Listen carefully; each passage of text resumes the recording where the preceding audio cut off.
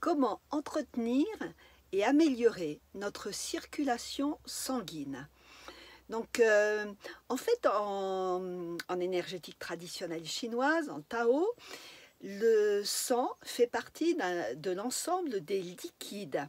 Donc les liquides, c'est le sang rouge tel que nous on le connaît, mais on a aussi le sang blanc que nous on appelle la lymphe. Et on pourrait ajouter à tous les liquides qui circulent dans notre corps, eh bien l'eau que nous buvons. Il y a également la salive, il y a les urines. Donc en fait, il y a les liquides dans le corps s'expriment de différentes façons. Alors en ce qui concerne la circulation sanguine, elle est reliée à la voie des liquides, bien sûr, et on va s'adresser, en cas de problème de circulation, à la rate. Parce qu'on dit que rate pancréas, c'est comme le ministre des Transports. Vous savez, quand il y a des bouchons, eh bien, la circulation n'est pas fluide. Et quand il y a, par exemple, dans notre corps des œdèmes ou quand les liquides ne circulent pas bien, eh bien, on va s'adresser à rate pancréas. Donc ça, c'est une chose. Par rapport à la circulation sanguine, on va aussi s'adresser très souvent aux vaisseaux sanguins et plus particulièrement aux veines.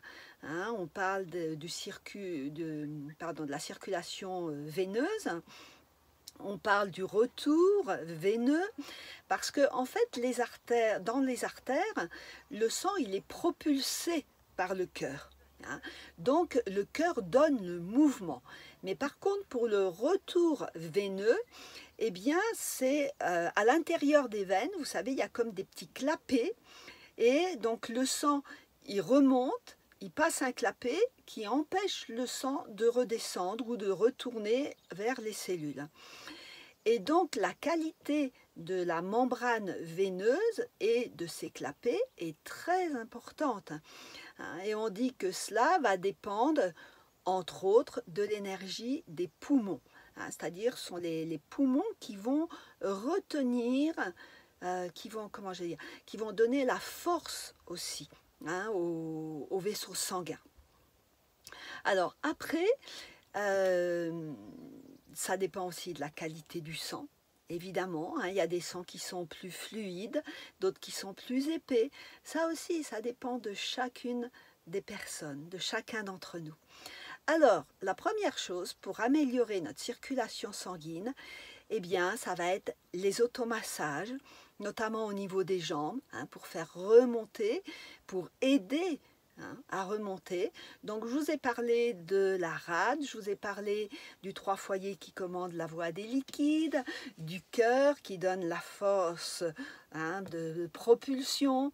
Donc en fait, pour avoir une bonne circulation sanguine, eh bien on va devoir s'occuper de plein de choses dans notre corps, et notamment des émotions qui vont entraver la circulation, une circulation harmonieuse. Alors, en 3 minutes, c'est impossible de faire le tour de la question. Donc, si vous voulez, donc jeudi prochain, je vais faire une séance spéciale circulation des liquides dans le corps, de façon à vous donner tout un tas d'outils en fonction de la problématique de chacun. Déjà, alors, une première chose, marcher, faire du mouvement, faire du squat, assis debout, voilà, déjà des choses que vous pouvez mettre en place et qui vont tonifier la circulation du sang dans le corps. Je suis désolée pour ce petit problème technique. Bon, je vous remercie pour votre écoute, et si vous voulez, pour avoir plus de détails, on se dit à jeudi. Bonne semaine.